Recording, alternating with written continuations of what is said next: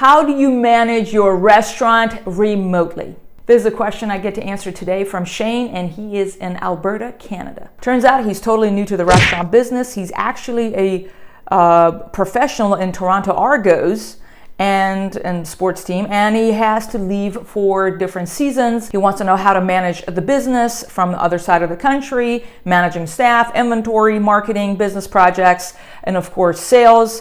That would be very helpful is what he's asking me. So Shane, congrats on entering the restaurant business. Considering you don't have experience, that says a lot about you. You're very brave and courageous, and that's awesome. So you may equally find yourself in a similar boat. You're like, I'm running my restaurant. Maybe you have something else that, maybe not across the country, but you'd like to learn how to manage your restaurant without needing to physically be there all the time. Today, I'm going to share with you some tips that has helped my husband and I being able to kind of manage the restaurant remotely. We're still in town and we check, and we're very engaged owners, but we've also been able to have time for our kids, be able to travel, and a lot work on the business, work on bigger projects, being involved in our community, and again, not needing to be there on a Friday night, not needing to work there all the time. It takes a village to run a restaurant, so you are going to need one person at least at your right hand man or woman. So this is what I would strongly recommend. You cannot be in charge of managing the whole staff. You need to manage your managers. It starts with hiring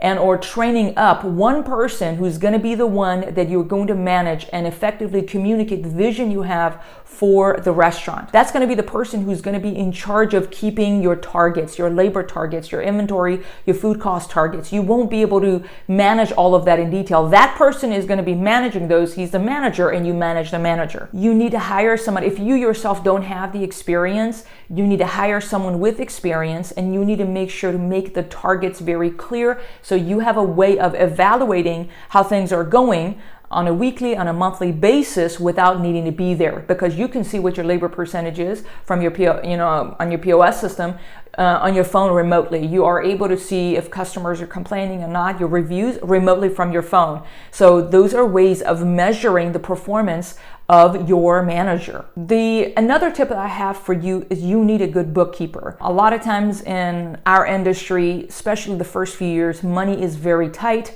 and a lot of us we didn't either. Invest, not spend the money. You're investing in a good bookkeeper. My husband and I, we invested in a fantastic bookkeeper in the last 2 years. Her name is Catherine, and she has saved us so much money. Like the money we pay her on a monthly basis, which is a good bit of money, is actually nothing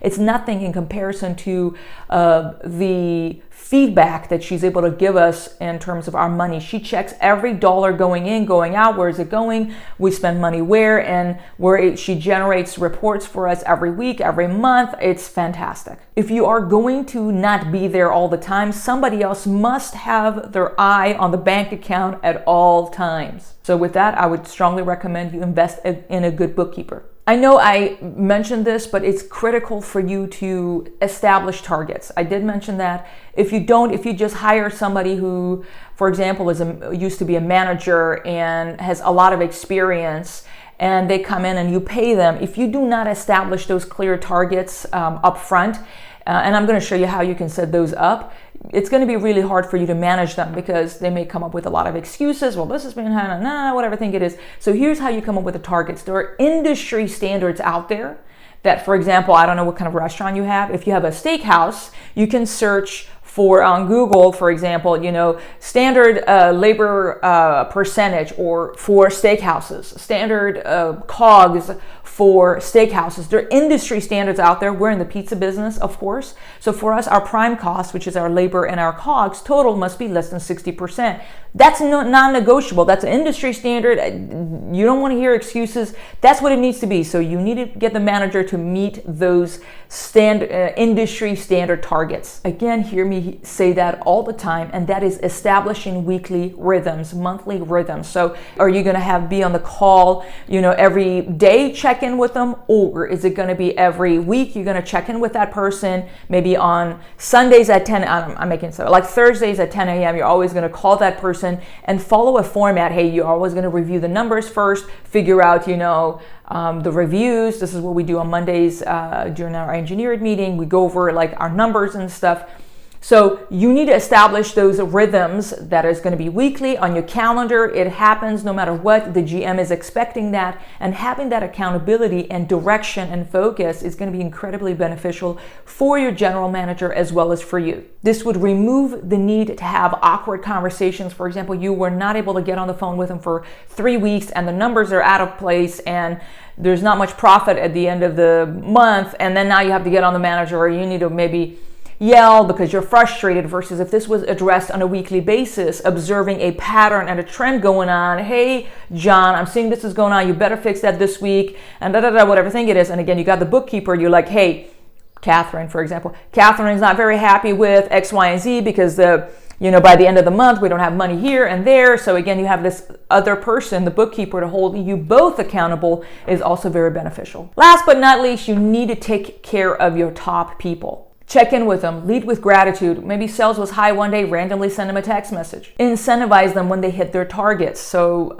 if you are in a professional sports, maybe you can, buy them a ticket to a sports thing. I don't know, but what do people want?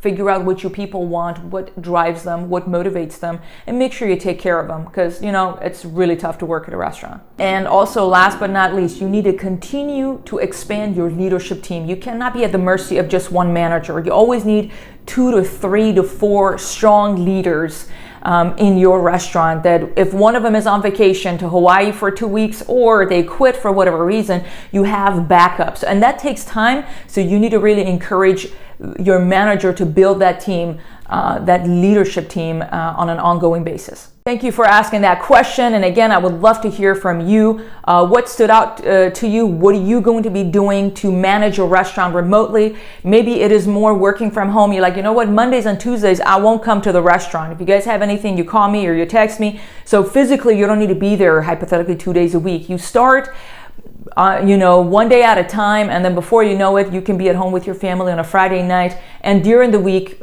continue to work on the business. We work all the time. We work many, many hours. 50, 60 probably.